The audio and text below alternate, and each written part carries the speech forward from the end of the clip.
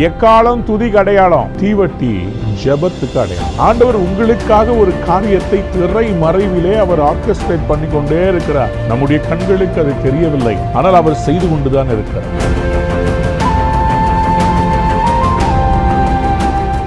இந்த நாள் ஒரு புதிய நாள்.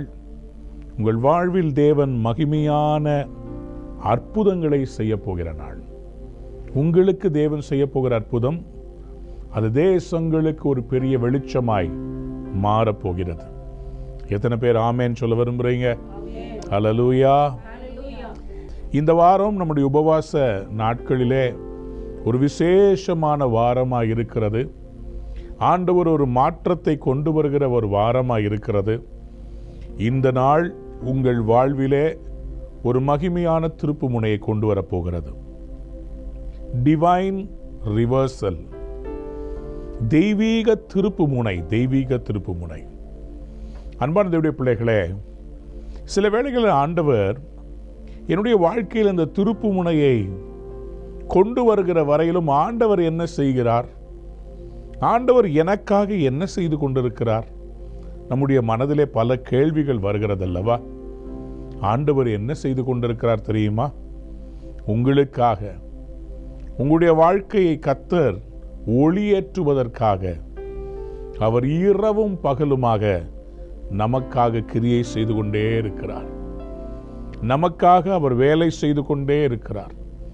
நீங்கள் உறங்கும் போதும் அவர் உங்களுக்காக வேலை செய்கிறார்.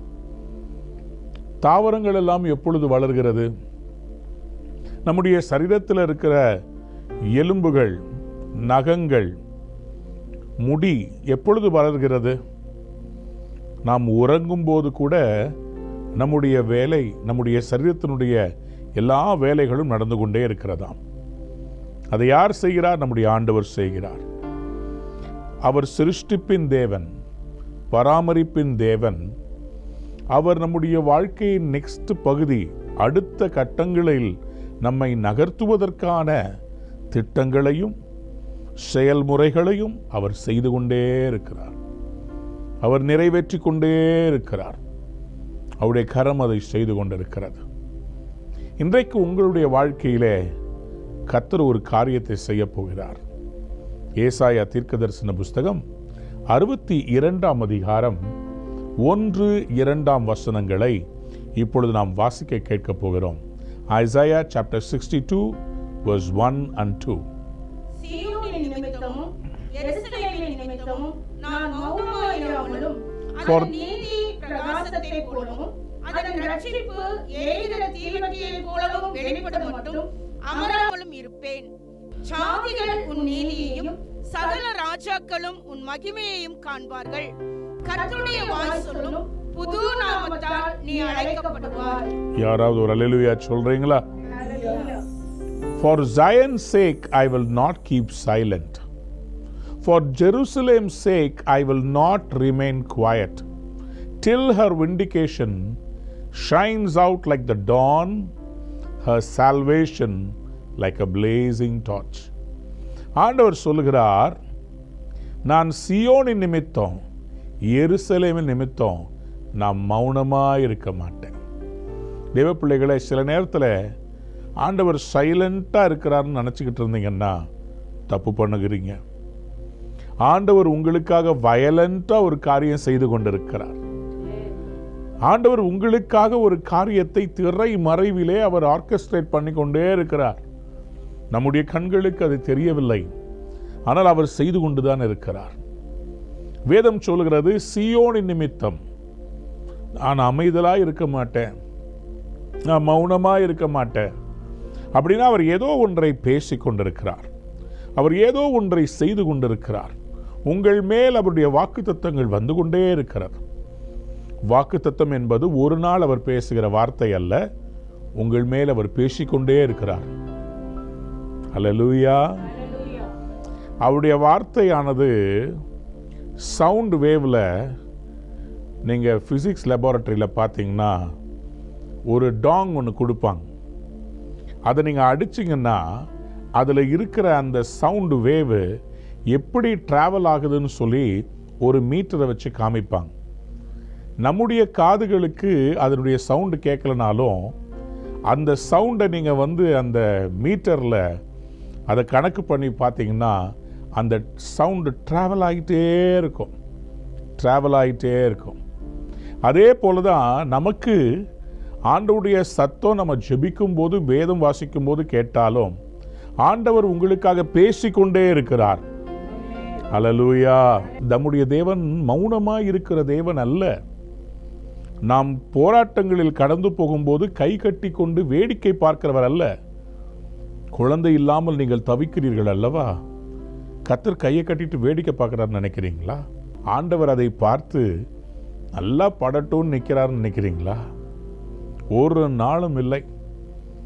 உங்களுக்கு ஏற்பட்ட எல்லா அவமானங்களையும் பார்த்துட்டு கர்த்தர் வேடிக்கை பார்க்கிறவர் இல்லைங்க. அவர் மௌனமாக இராமல் உங்களுக்காக பேசிக்கொண்டே இருக்கிறார். பிதாவாகிய தேவனுக்கு முன்பாக நம்முடைய சார்பாக பிதாவின் வலது பாரசத்தில் வீற்றிருக்கிறவர் ஒரு இருக்கிறார்.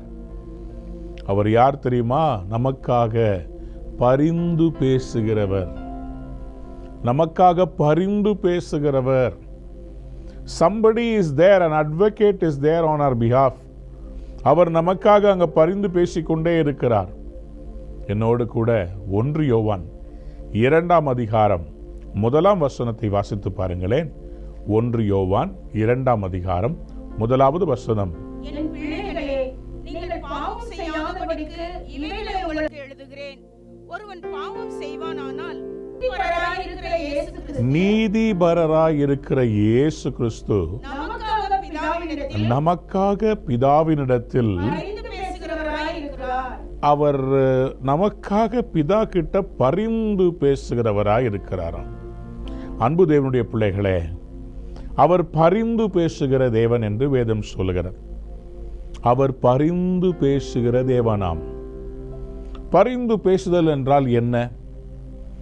உங்களுக்காக, உங்களுடைய பிழைகளுக்காக, மீறுதல்களுக்காக பிதாவினிடத்திலே நமக்காக வழக்காடுவது. விடுங்க, பரவாயில்ல, மன்னிச்சு விடுங்கன்னு சொல்லி நமக்காக வழக்காடுகிற ஒரு தேவனாக இருக்கிறார். அன்பு தேவனுடைய பிள்ளைகளே, இன்றைக்கும் உங்களுக்காக அவர் பரிந்து பேசி கொண்டிருக்கிறார். அவர் மௌனமாக இருக்க மாட்டார். ஆனால் அந்த ஏசாயா 62ஆம் அதிகாரத்தில் 1ஆம் வசனம் சொல்லுகிறது, அவர் பரிந்து பேசுகிறவர் மட்டுமல்ல, அவர் ஒரு வாக்குத்தத்தம் ஒன்று செய்கிறார். என்ன சொல்லுகிறார்?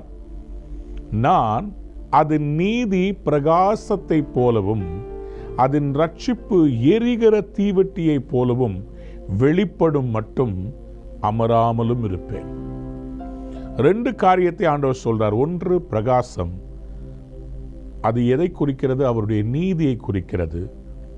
2வது ரட்சிப்பு, அதற்கு ஆண்டவர் தீவட்டியை அடையாளமாக சொல்லுகிறார். சாதாரண தீவட்டி அல்ல, எரிகிற தீவட்டி, பிளேசிங் டார்ச். அன்பு தேவ பிள்ளைகளே, இன்றைக்கு உங்களுடைய ரட்சிப்பு ஒரு தீவட்டியை போல வரப்போகிறது. யாராவது ஒரு அல்லேலூயா சொல்றீங்களா? ஒரு கேண்டிலுடைய மகிமை எப்போ தெரியும்? இருட்டாகும்போது, எல்லா எலக்ட்ரிசிட்டியும் கட் ஆகும்போது, எல்லார் வீட்லேயும் தேடுற காரியம் கேண்டில் எங்கே இருக்குது? கேண்டில் எங்கே இருக்குது? இந்த உலகத்தில் இருக்கிற எல்லாருமே ஒரு வெளிச்சத்தை தேடிக்கிட்டு இருக்கிறாங்க. இன்றைக்கு நீங்களும் உங்களுடைய பிரச்சனைகள் மத்தியில் இருக்கும்போது அந்த பிரச்சனைகள் ஒரு இருளை போல தான் இருக்கிறது. அந்த போராட்டங்கள் ஒரு இருளை போல தான் இருக்கிறது. அந்த இருளை தான் ஆண்டவர் என்ன சொல்லுகிறார்? உங்கள் வாழ்விலே நான் மாற்றுகிறேன் என்று சொல்லுகிறார். அந்த இருளை நான் எடுத்து போடுகிறேன் என்று சொல்லுகிறார். எப்படி அந்த இருளை அவர் மாற்றப் போகிறார்? அவர் உங்களுடைய ரட்சிப்பை எரிகிற தீவட்டியை போல பிரகாசம் பண்ண போகிறார். யாராவது ஒரு அல்லேலூயா சொல்லுங்க. அல்லேலூயா. எரிகிற தீவட்டி. ரட்சிப்பும் எரிகிற தீவட்டிக்கும் என்ன சம்பந்தம்? நன்றாக புரிந்து கொள்ளுங்கள். The salvation and the blazing torch. What is the connection between both? ரட்சிப்பு என்றால் என்ன? ஒரு மனிதனோடு தேவ பிரசன்னம் கூட இருப்பது ரட்சிக்கப்பட்ட வாழ்க்கை. ஒரு மனிதனோடு தேவ பிரசன்னம் இல்லாமல் இந்த பூமியில் வாழ்வது ரட்சிக்கப்படாத வாழ்க்கை. எப்படி பாஸ்டர் சொல்றீங்க? ஆண்டவராகிய கர்த்தர் ஆபிரகாமோட பேசுகிறார். ஆபிரகாம்கிட்ட பேசிட்டு உடன்படிக்கை செய்ய விரும்புகிறார். அப்போ ஆண்டவர் இந்த உடன்படிக்கையை எப்படி செய்தார்? தம்முடைய பிரசன்னத்தை ஆபிரகாமுக்கு எப்படி நிரூபித்தார்? ஆதியாகமத்தின் புஸ்தகம் 15ஆம் அதிகாரம் 17-18 வசனத்தை வாசிக்கும். Genesis chapter 15 verse 17 and 18. சூரியன் அஸ்தமித்து காரிருள் உண்டான பின்பு இதோ புகைகிற சூளையும் அந்த துண்டங்களின் நடுவே கடந்து போகிற அக்கினி ஜுவாலையும் தோன்றின. அந்நாளிலே கர்த்தர் ஆபிரகாமோடே உடன்படிக்கை பண்ணி எகிப்தின் நதி துவக்கி ஐபிராத்து நதி என்னும் பெரிய நதி மட்டும் உள்ளதும் கேனியரும் கெனிசியரும் கத்மோனியரும் ஏத்தியரும் பெரிசியரும் ரெப்பாமியரும் எமோரியரும் கானானியரும் கிர்காசியரும் எபூசியரும் என்பவர்கள் இருக்கிறதுமான இந்த தேசத்தை உன் சந்ததிக்கு கொடுத்தேன் என்றார். உன் சந்ததிக்கு நான் இந்த தேசத்தை தந்தேன் என்று ஆண்டவர் சொல்லுகிறார். உன் சந்ததிக்கு இந்த தேசத்தை நான் தந்தேன். அந்த உடன்படிக்கையை எப்படி ஆண்டவர் செய்தார்? நல்ல கவனிங்க.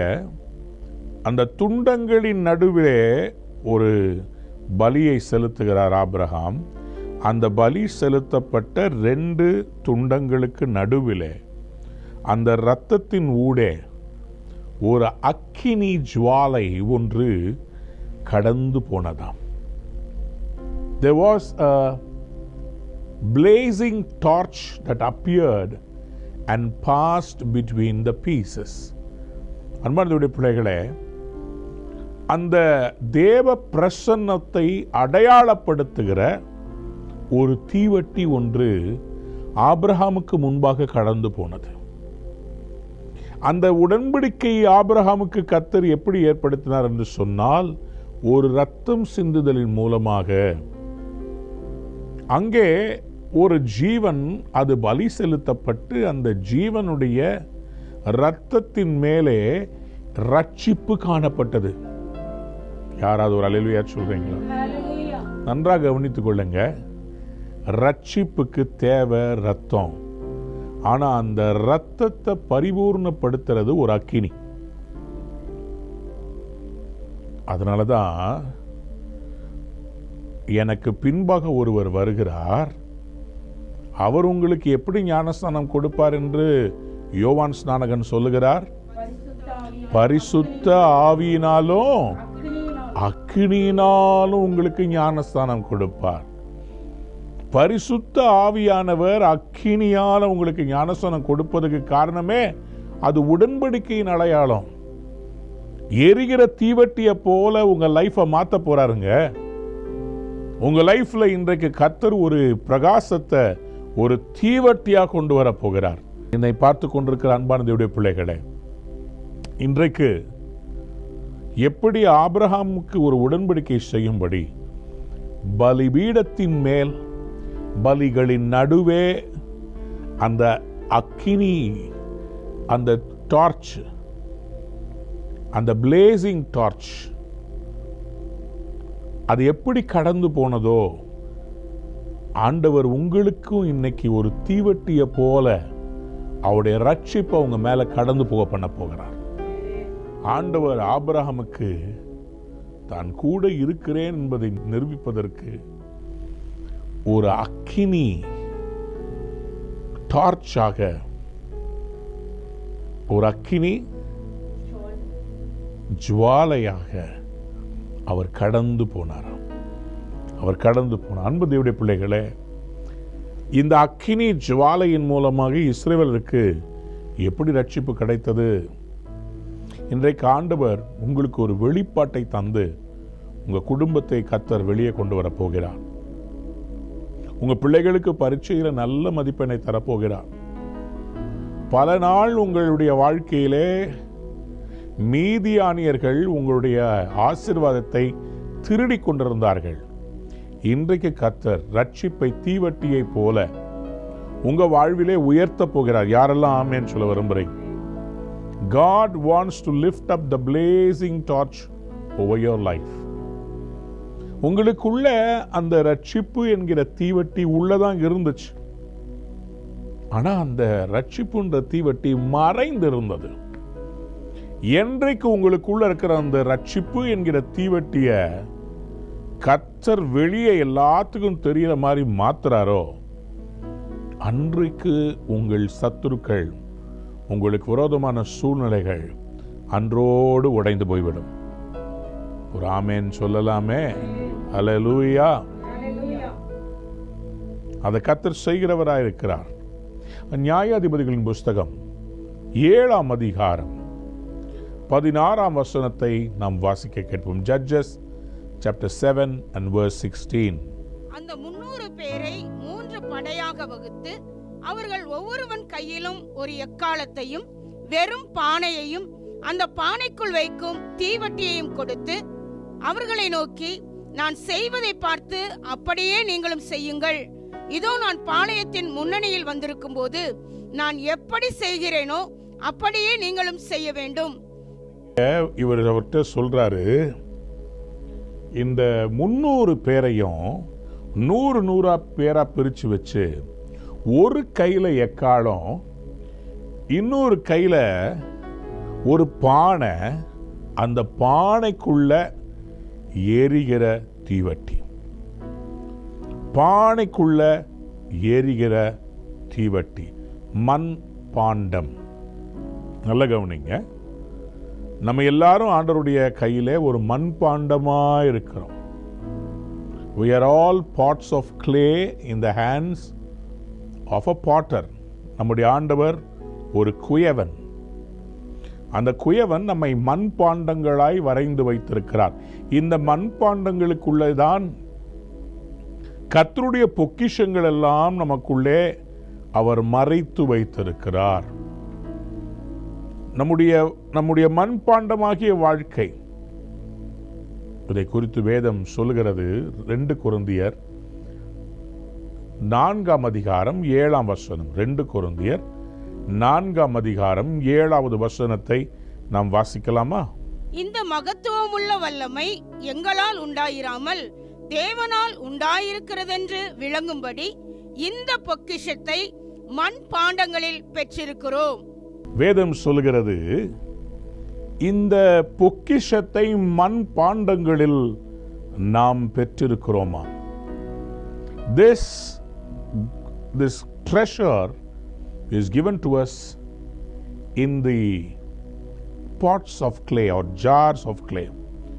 இப்போ கிதியன் இவனிடத்தில் அந்த பானைக்குள்ள தீவட்டியை வைக்க சொல்றார். சில நேரத்தில் நம்முடைய சத்துருக்களை கர்த்தர் எப்படி அவர் பயப்படுத்த போறார்னா, நமக்குள்ள இருக்கிற ரட்சிப்பு என்கிற தீவட்டியை வைத்து. Somebody said amen. ஏங்க, உங்களுக்கு இருக்கிற மிகப்பெரிய ஆயுதம் உங்க ரட்சிப்புங்க. உங்களுக்கு மந்திரவாதி தேவையில்லை, உங்களுக்கு அரசியல் செல்வாக்கு தேவையில்லை, உங்களுக்கு அடியாள் தேவையில்லை, பண பலம் தேவையில்லை. உங்ககிட்ட இருக்கிற ரட்சிப்பே போதும். யாராவது ஒரு ஆமேன் சொல்லுங்களேன்.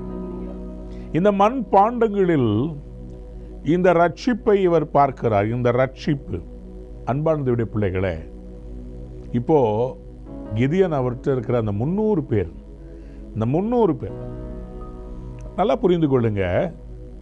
இந்த மண் பாண்டங்களுக்குள்ளே இந்த தீவட்டியை வச்சிருக்கிற இந்த 300 பேர்கிட்ட கிதியன் நான் செய்கிற மாதிரி செய்யுங்கன்னு சொல்லி சொன்னார்ல. இவங்க என்ன செய்தார்கள்? கிதியோன் என்ன செய்தார்? 19:20 வாசிக்கிறீங்களா?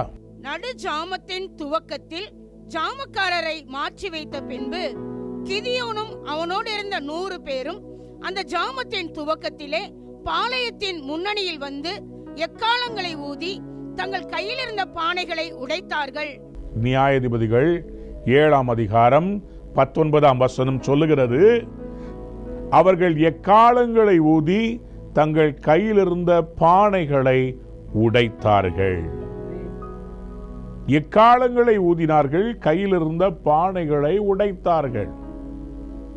இன்னைக்கு சில வேளைகளில் கர்த்தர் நம்மை உடைப்பதற்கு காரணம் நம்மை நிர்மூலமாக்குவதற்காக அல்ல, நமக்குள்ள இருக்கிற அவருடைய ரட்சிப்பை எரிகிற தீவட்டியாய் மற்றவர்களுக்கு காண்பிக்க. ஹல்லேலூயா, ஹல்லேலூயா. யாராவது புரிஞ்சவங்க ஹல்லேலூயா சொல்றீங்களா? பானைகள் உடைக்கப்படணுங்க. அதுக்காக தான் சில நேரத்தில் கர்த்தர் நம்முடைய சத்துருக்களுக்கு முன்பாக நம்மை உடைக்கிறதுக்கு காரணம் நம்மை நிர்மூலமாக்குவதற்காக அல்ல, நமக்குள்ள இருக்கிற அந்த அனாயிண்டிங்க, அந்த வரங்களை அப்பதான் கர்த்தர் வெளியே கொண்டு வர முடியும். ஒரு சிங்கம் முன்னாடி வந்தாதானுங்களே சிங்கத்தை கொல்லுகிற வல்லமை, அந்த அனாயிண்டிங் எனக்குள்ள இருக்குதுன்றத கர்த்தர் ப்ரூவ் பண்ணணும்னா ஒரு சிங்கம் வந்துதாகணும், ஒரு கரடி வந்துதாகணும். ஒரு சவுல் ஈட்டியை வச்சு என் பின்னாடி துரத்தி வந்தாதான் அந்த சவுலுக்கு புரிய வைப்பார் ஆண்டவர். தாவீதுக்குள்ள இருக்கிற அக்கினியை அணைக்க உன்னால முடியாது, அது நான் ஏற்றி வச்ச தீவட்டி. ஹல்லேலூயா. மனுஷனுடைய ஆவி அது கர்த்தர் தந்த தீபமாய் இருக்குதுங்க. இந்த அக்கினிக்கும் மனுஷனுடைய ஆத்துமாவுக்கும் ஆவிக்கும் அவ்வளவு சம்பந்தம் இருக்கிறது. வாசியுங்கள் நீதிமொழிகளின் புஸ்தகம் 20ஆம் அதிகாரம் 27வது வசனம். மனுஷனுடைய ஆவி கர்த்தர் தந்த தீபமாய் இருக்கிறது, அது உள்ளத்தில் உள்ளவைகளை எல்லாம் ஆராய்ந்து பார்க்கும். மனுஷனுடைய ஆவி கர்த்தர் தந்த தீபமாய் இருக்கிறதாம். The spirit of man is the lamp of the Lord that sheds light on one's innermost being. மனுஷனுடைய ஆவி ஒரு தீபமா இருக்குது, கர்த்தர் ஏற்றி வைத்த ஒரு தீவட்டியா இருக்கிறது. It is like a lamp. லேம்புக்கும் தீவட்டிக்கும் டிஃபரன்ஸ் இருக்குது. மறுபடியும் சொல்றேன், ஒரு விளக்குக்கும் தீவட்டிக்கும் டிஃபரன்ஸ் இருக்கு. விளக்குல இருக்கிறது தீபம், சின்னதா எரிகிறது. தீபம் அணைஞ்சிட்டா நம்ம லைஃபே முடிஞ்சிருச்சு.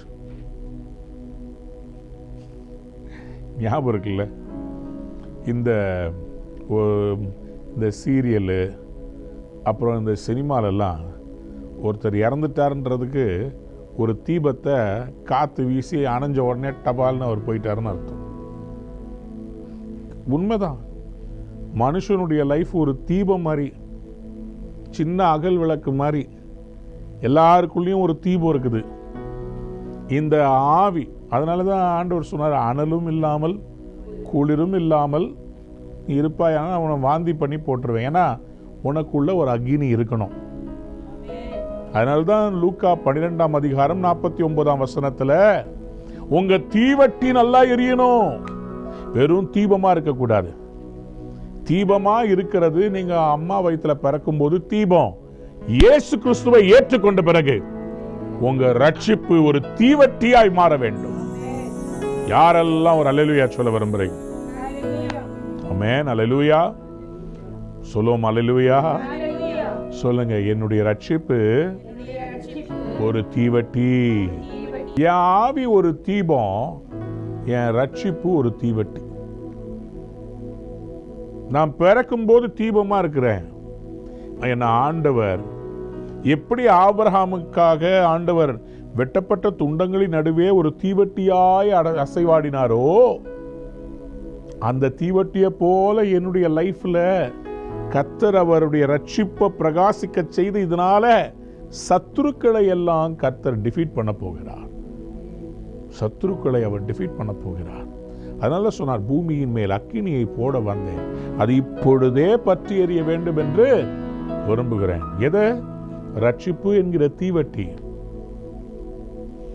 சியோனி நிமித்தம் நான் அமராமல் இருப்பேன், அதனுடைய நீதி வெளிச்சத்தை போலவும் அதனுடைய ரட்சிப்பு எரிகிற என்னங்க தீவட்டிய போலவும் வெளிப்படும். உங்களுடைய ரட்சிப்பு, உங்களுக்கு குழந்தை பிறக்கிறது, வேலை கிடைக்கிறது, கடன்ல இருந்து வெளியே வர்றது, உங்க குடும்பம் மறுபடியும் கட்டப்படுதல், இதெல்லாம் ஆண்டவர் தீவட்டிய போல எரிய வைக்க போறார். நீங்க சொல்றீங்க, ஆண்டவரே நான் ஒரு தீபமா இருக்கிறேன், நான் மங்கி எரிகிற ஒரு விளக்கா இருக்கிறேன், இப்போவோ அப்போவோன்ற மாதிரி இருக்குது என் லைஃப். அவ்வளோதான் நினைக்கிறேன் ஆண்டவரே, அவ்வளோதான் என்னுடைய தீபம் முடிய போகுது. ஆனால் ஆண்டவர் ஒவ்வொரு நாளும் உங்கள் தீபம் அணையாதபடி அவர் காக்கிறார் தெரியுமா? எத்தனை பேர் ஆமேன்னு சொல்ல விரும்புறீங்க? ஆண்டவர் மங்கி எரிகிற திரியை அணையாதவர் என்று வேதம் சொல்கிறது. ஏசாயா 42 அதிகாரம் 3 அவர் நெறிந்த நாணலை முறியாமலும் மங்கி எரிகிற திரியை அணையாமலும் நியாயத்தை உண்மையாக வெளிப்படுத்துவார். A smoldering wick he will not snuff out. இயேசுவின் நாமத்தில் சொல்றேன், இன்னைக்கு நீங்க தள்ளாடுற மாதிரி இருந்தாலும் ஆண்டவர் உங்களை அணைய விட மாட்டார்.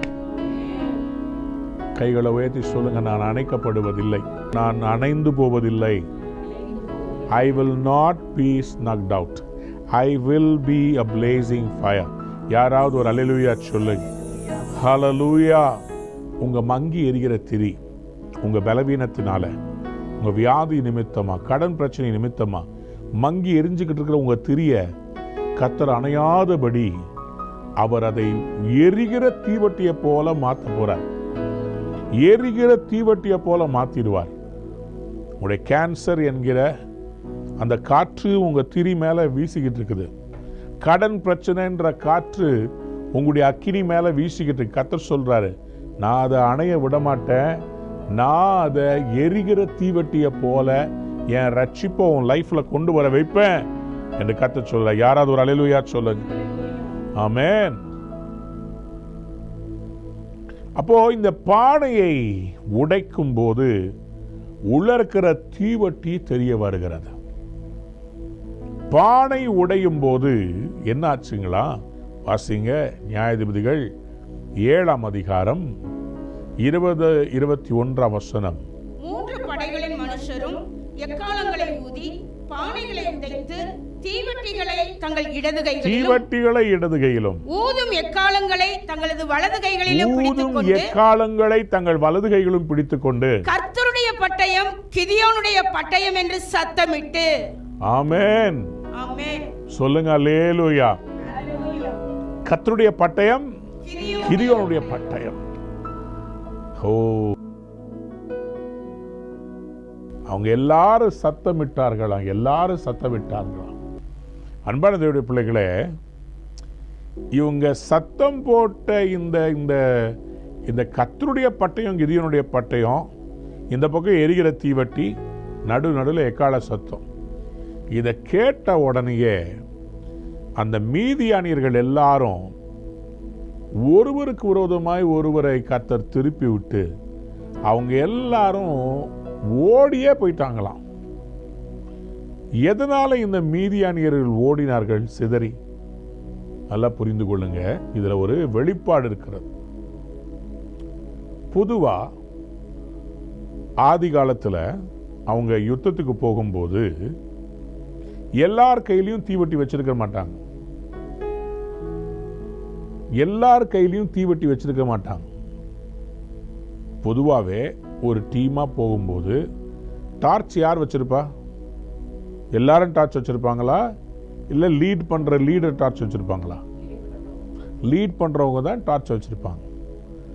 அப்போ 20-30 ட்ரூப்புக்கு 20-30 ட்ரூப் ஆஃப் சோல்ஜர்ஸ்க்கு ஒரு ஆளு கையில இந்த தீவட்டியை வச்சிருப்பாராம். 20-30 ட்ரூப்ஸ்க்கு one man will have a torch. இப்போ கிதியோன் என்ன பண்றாரு? 300 பேர்ட்டையும் டார்ச்சை கொடுத்துட்டார். இவங்களை 100 பேரா பிரிச்சு வச்சுட்டார். இப்போ இந்த மீதியானியர்களுக்கு எப்படி இருக்குதுன்னா, இந்த பக்கமும் தீவட்டியை பார்க்கறாங்க, இந்த பக்கமும் தீவட்டிகளை பார்க்கறாங்க, இந்த பக்கமும் தீவட்டியை பார்க்கறாங்க. நான் மறுபடியும் சொல்றேன், 20-30 ட்ரூப்புக்கு ஒரு டார்ச். இப்போ இவங்க என்ன செய்யறாங்க? இவங்களை சுத்தி இத்தனை டார்ச், 300 டார்ச் பார்த்த உடனே அதை இன்டு எத்தனையோ ட்ரூப்ஸ் மல்டிப்ளை பண்ணி இவ்வளோ பேர் நமக்கு விரோதமாக வந்துட்டாங்களேன்னு சொல்லி மீதியானியர்கள் யுத்தம் பண்ணாமலேயே சிதறி போனாங்க. இதுதான் ஆண்டவருடைய ரட்சிப்பு, இதுதான் ஆண்டவருடைய ஞானம். 300 பேருக்கு ஆக்சுவலா ஒரு டார்ச் தான் இருந்திருக்கணும். அந்த 300 பேர்கிட்டையும் டார்ச்சை கொடுக்கும்போது இந்த 300 பேருக்கு பின்னாடி ஒரு பெரிய சேனை இருக்குதுன்னு சொல்லி மீதியானியர்களுடைய மனதிலே ஒரு பயம் வந்தது. ஆகவேதான் அவங்க எல்லாரும் பயந்து they all fled crying out. எல்லாரும் சிதறி கூக்குரலிட்டு ஓடி போனார்கள். காரணம் என்ன? சிம்பிள். இவங்க வாயில போட்ட சத்தம், இவங்க ஊதின எக்காலம், எரிகிற தீவட்டி. எக்காலம் துதிக்கு அடையாளம், தீவட்டி ஜபத்துக்கு அடையாளம். தீவட்டி எப்படி பாஸ்டர் ஜபத்துக்கு அடையாளமா இருக்கும்? அன்பான தேவனுடைய பிள்ளைகளே, இஸ்ரவேல்ல ஜபத்துக்கு அவங்க முக்கியமா பயன்படுத்துகிற ஒரு காரியம் பொன் குத்து விளக்கு. அவங்க எப்பெல்லாம் ஜபம் பண்ண விரும்புகிறாங்களோ அப்பொழுதெல்லாம் அவங்க என்ன பண்ணுவாங்கன்னா, அவங்க வீட்டில் இருக்கிற அந்த குத்து விளக்கில் அவங்க என்ன பண்ணுவாங்க, they will light up the candles in the lampstand. அந்த லேம்ப்ஸ்டாண்ட் என்று சொல்லும்போது அது ஆண்டவரிடத்தில் நம்ம ஏறெடுக்கிற ஜபத்தை குறிக்கிறது. அதுக்காக தான் இந்த லேம்ப் ஸ்டாண்டை வந்து ஏற்றுவாங்க. அதை சில ட்ரெடிஷ்னல் சர்ச்சஸில் இன்னைக்கு ஃபாலோ பண்ணுறாங்க. அன்பானதுடைய பிள்ளைகளே, ஜபத்துக்கு அது ஒரு அடையாளமாக இருக்கிறது. The lampstands, lampstand. சகரியா தீர்க்கதரிசன புஸ்தகத்தில் இந்த 2 ஒலிவ மரம் போல 2 பேர் நிற்கிறாங்க. அவங்க கிட்ட இருந்து இந்த அபிஷேக தைலம் இந்த லேம்ப் ஸ்டாண்டுக்குள்ள வந்துச்சுன்னு சொல்லி சொல்றாங்க. சகரியா 4ஆம் அதிகாரம் 2ஆம் வசனத்தில் சொல்லப்பட்ட அந்த லேம்ப் ஸ்டாண்ட் இதுதான். பார்த்தீங்களா? நீ காண்கிறது என்னவென்று கேட்டார். அதற்கு நான், இதோ முழுவதும் பொன்னினால் செய்யப்பட்ட குத்து விளக்கை காண்கிறேன். அதன் உச்சியில் அதன் கிண்ணமும், அதன் மேல் 7 அகல்களும், அதன் உச்சியில் இருக்கிற அகல்களுக்கு போகிற 7 குழாய்களும் இருக்கிறது. இப்ப பாருங்க, இந்த லேம்ப் ஸ்டாண்ட ஆண்டவருடைய பிரசன்னத்தில் இருந்தது. ஆசரிப்பு கூடாரத்தில் நீங்க பார்த்தீங்கன்னா இந்த பொன் குத்து விளக்குன்னு போட்டிருக்குது.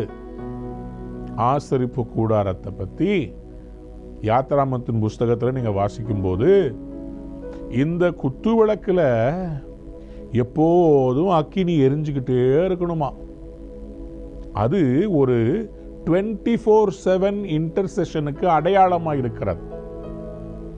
அன்பார்ந்த பிள்ளைகளே, ஆண்டவர் அதனால தான் சொன்னாரு, இந்த 7 சபை கிட்ட கர்த்தர் பேசும்போது என்ன சொன்னாருங்க, உன்னிடத்தில் இருக்கிற அந்த விளக்க நான் எடுத்துருவேன். எதுக்குன்னா, அந்த விளக்குல இருக்கிற தீபம் அது எரிஞ்சுக்கிட்டு இருக்கணும்பா. உன் ரட்சிப்புன்றது ஒரு தீவட்டிப்பா. அந்த விளக்கு எரிஞ்சு கொண்டிருக்கணும்பா. அந்த விளக்குல எரியிற அந்த ஜபம் இல்லைன்னா நான் லேம்ப் ஸ்டாண்டையே எடுத்துருவேன். வெளிப்படுத்தல் 2ஆம் அதிகாரம் 5ஆம் வசனத்தை வாசித்து பாருங்களேன். ஆகையால் நீ என்ன நிலைமையிலிருந்து விழுந்தாய் என்பதை நினைத்து மனம் திரும்பி ஆதியில் செய்த கிரியைகளை செய்வாயாக. இல்லாவிட்டால் நான் சீக்கிரமாய் உன்னிடத்தில் வந்து நீ மனம் திரும்பாத பட்சத்தில் உன் விளக்கு தண்டை அதனிடத்திலிருந்து நீக்கி விடுவேன். ஒரு விளக்கு தண்டு எதுக்காக இருக்குது? அதுல இருக்கிற அந்த வெளிச்சத்துக்காக இருக்குது.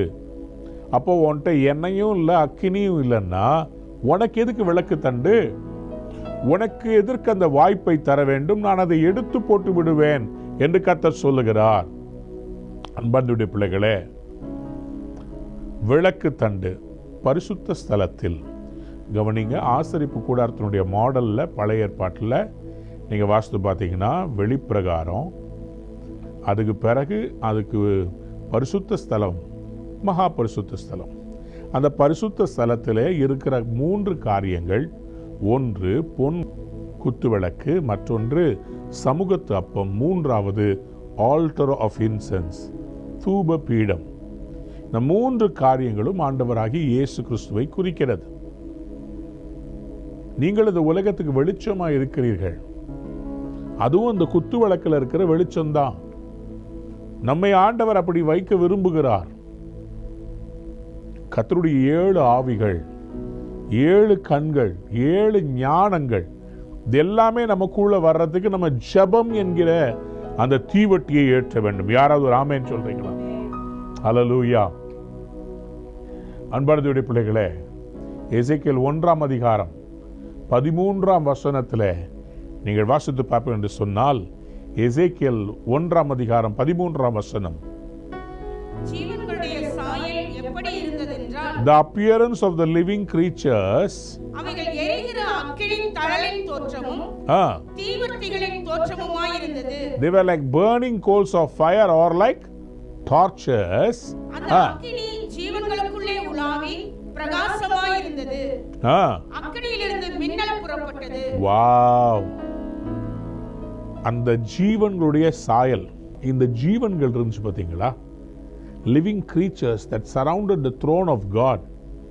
அந்த லிவிங் creatures எப்படி அவங்களுடைய சாயல், அதை பார்க்கும்போது எப்படின்னா, எரிகிற அக்கினி தழலின் தோற்றம். they were blazing with fire. the living creatures blazing with fire. living creatures blazing with fire. அவர்களுடைய உள்ள என்ன பண்ணுமா, அது அந்த அந்த ஜீவன்களுக்குள்ள என்ன இருந்துச்சுங்களா, தீவட்டியை போல உள்ள வந்து அப்படியே அசைஞ்சுக்கிட்டே இருக்குதான். Fire was inside the living creatures. Heavenly creatures were filled with the fire of God. Fire of God. அன்பு தேவ பிள்ளைகளே, நான் விசுவாசிக்கிறேன், நம்புகிறேன், உங்களையும் கர்த்தர் அப்படிப்பட்ட அக்கினியால் நிரப்புவாராக. உங்க ஜெபமும் இன்னைக்கு அப்படி மாறுவதாக. தானியேல் தீர்க்கதரிசி கூட அந்த விஷனை பார்க்கும்போது, தானியேல் 10ஆம் அதிகாரம் 5ஆம் 6ஆம் வசனத்தில் ஆண்டவருடைய சாயல் எப்படி இருந்துச்சுன்னு விவரிக்கிறார் பாருங்க. தானியேல் 10ஆம் அதிகாரம் 5, 6ஆம் வசனம். என் கண்களை ஏறெடுக்கையில் சணல் வஸ்திரம் தரித்து தமது அறையில் ஊப்பாசின் தங்க கச்சையை கட்டிக் கொண்டிருக்கிற ஒரு புருஷனை கண்டேன். அவருடைய சரீரம் படிகை பச்சையை போலவும், அவருடைய முகம் மின்னலின் பிரகாசத்தை போலவும், அவருடைய கண்கள் எரிகிற தீபங்களைப் போலவும், அவருடைய புயங்களும் அவருடைய கால்களும் துளக்கப்பட்ட வெண்கல நிறத்தை போலவும், அவருடைய வார்த்தைகளின் சத்தம் ஜனக்கூட்டத்தின் ஆரவாரத்தை போலவும் இருந்தது. அவருடைய கண்கள் எப்படி இருந்துச்சா? எரிகிற தீபங்களை. His eyes were like flaming torches. யாராவது ஒரு அல்லேலூயா சொல்லுங்களேன். அல்லேலூயா. நம்முடைய ஆண்டவருடைய கண்கள் எப்படி இருந்துச்சா? அது எரிகிற தீவட்டிய போல இருந்துச்சாம். எரிகிற தீவட்டிய போல கர்த்தருடைய கண்கள். அதனாலதான் இன்னைக்கு பிசாசால கர்த்தருக்கு எதிர்த்து நிற்க முடியாது. ஏன்னா அவர்கிட்ட இருக்கிற அக்கினி பரிசுத்தமான அக்கினி. அவர் கண்களிலே ஒரு அக்கினி இருக்குது. அல்லேலூயா, அல்லேலூயா. ரெவலேஷன்ல வெளிப்படுத்தின விசேஷத்துல நீங்க வாஸ்து பார்த்தீங்கன்னாலும் அவருடைய கண்கள் அக்கினி ஜுவாலையை போல இருந்ததாம். Revelation chapter 19 verse 12, வெளிப்படுத்தல் 19:12, வெளிப்படுத்தல் 1ஆம் அதிகாரத்திலையும் நீங்க வாசிக்க முடியும். அவருடைய முகம் சூரியனை போல பிரகாசமாக இருந்த அவருடைய கண்கள் அக்கினி ஜுவாலையாய் இருந்தது என்று வெளிப்படுத்தல் 1ஆம் அதிகாரம் 14ஆம் வசனத்திலையும் நீங்க வாசிக்க முடியும். அப்போ இந்த எரிகிற தீவட்டிய போல கர்த்தர் பரலோகத்தில் இருக்கிற அந்த ஜீவன்கள் எல்லாம் எப்படி பயங்கரமா அந்த ஃபயரா இருந்திருக்குது. எல்லாமே நீங்க பாத்தீங்கன்னா அவ்வளோ பயங்கரமா இருந்திருக்குது. நான் விசுவாசிக்கிறேன், நம்புகிறேன், கர்த்தர் நம்மையும் இன்னைக்கு அப்படிப்பட்ட ஒரு தீவட்டியாய் மாற்றப் போகிறார். இந்தியாவில் நம்மளும் ஒரு தீவட்டியா மாறுறதுக்கு எத்தனை பேர் ஆமேன்னு சொல்ல விரும்புறீங்க? ஹல்லேலூயா சொல்லுங்க, ஹல்லேலூயா. எபிரேயர் 1:7 ஆண்டவர் நம்மை யாராக மாற்ற விரும்புகிறார்? தேவ தூதரை குறித்தோ தம்முடைய தூதர்களை காற்றுகளாகவும், ஊழியர்களை குறித்து தம்முடைய ஊழியக்காரரை அக்கினி ஜுவாலைகள் ஆகும்படி அவர் செய்கிறார் என்று சொல்லி இருக்கிறது. His servants as flames of fire. உங்களுடைய ரட்சிப்பை தீவட்டியை போல கர்த்தர் மாற்ற போறார். அன்பு தேவனுடைய ஊழியக்காரர்களே, உங்களை கர்த்தர் ஒரு ஃப்ளேமிங் டார்ச்சா மாற்ற விரும்புகிறார். உங்க பிள்ளைகளை ஒரு தீவட்டியா மாற்ற விரும்புகிறார். நம்முடைய சபையை கர்த்தர் ஒரு தீவட்டியாய் மாற்ற விரும்புகிறார். இந்த தேசத்தில் இருக்கிற இருளை நீக்குவதற்கு எந்த அரசியல் கட்சியாலும் முடியாது, எந்த மனிதனாலும் முடியாது. கர்த்தருடைய சபையால முடியும், ஜெபத்தால முடியும். கிதியோனுடைய பட்டயம் கர்த்தருடைய பட்டயம். கவனிங்க, கிதியோனுடைய பட்டயம் அது வேற யாரும் இல்லை, கர்த்தருடைய பட்டயம். இவங்க என்ன சொல்றாங்கன்னா, நாங்க பட்டயம்ன்ற வேர்டு புரிஞ்சுக்கோங்க. 3 காரியம் உங்களுக்கு சொல்லியிருக்கேன். தீவட்டி, ஜெபம், எக்காலம், துதி. கர்த்தருடைய பட்டயம்னு சொல்லும்போது அது எபேசியர் 6 நம்ம வாசிக்கிறோம், வார்த்தையாகிய பட்டயம். ஸோ இவங்க என்ன சொல்ல வராங்க? இந்த 3 காரியத்தை கிதியோனியர் செய்தபோது மீதியானியர்கள் சிதறடிக்கப்பட்டதுக்கு காரணம் 3 காரியம். வர்ஷிப் பண்ணாங்க, வேர்டை சொன்னாங்க, ப்ரேயரில் ஆண்டவுடைய கிரியைகளை வெளிப்படுத்தினாங்க. Works of the Holy Spirit. WWW. Worship, word, works of the Holy Spirit. இவங்க தீவட்டின்ற ஜெபம், எக்காலம்ன்ற துதி, வாயில பிரகடனம், கர்த்தருடைய பட்டயம், அதாவது வார்த்தை. கர்த்தருடைய வார்த்தை தான் என் வாயிலிருந்து வர்ற வார்த்தை. எத்தனை பேர் ஆமேன்னு சொல்ல விரும்புறீங்க? எபேசியர் 6:17 எழுதியிருக்குல்ல, தேவ வசனமாகிய ஆவியின் பட்டயம். அப்போ இவங்க சொன்னது, வாயில சொன்னது, கையில கத்தி இல்லைங்க, வாயில வார்த்தையை தான் அவங்க பட்டயமா பிரயோகப்படுத்தினாங்க. இந்த 300 பேர் கையிலையும் கத்தி இல்லைங்க. கர்த்தருடைய பிள்ளைகளே, சபையாகிய நாம் கையில கத்தி எடுத்துட்டு போய் சண்டை போடுறவங்க இல்ல, வார்த்தையாகிய பட்டயத்தை வச்சு ஜெயிக்க போறோம். ஆமென். அன்பான நேயர்களே, இந்நிகழ்ச்சியில் கொடுக்கப்பட்ட வாக்குத்தத்தங்களும் தீர்க்க தரிசன வார்த்தைகளும் உங்களுக்கு ஆசீர்வாதமாய் இருந்திருக்கும் என்று நாங்கள் நம்புகிறோம். நீங்கள் பெற்ற ஆசீர்வாதங்களையும் ஜெப விண்ணப்பங்களையும் மற்றும் உங்கள் காணிக்கைகளையும் அனுப்ப வேண்டிய எங்கள் முகவரி: ரூவா ஊழியங்கள், எண் 82, ஜவஹர்லால் நேரு சாலை, சிம்ஸ் மருத்துவமனை எதிரில், வடபழனி, சென்னை 26. உங்கள் காணிக்கைகளை ஆன்லைன் மூலமாக எளிதாக செலுத்தலாம்.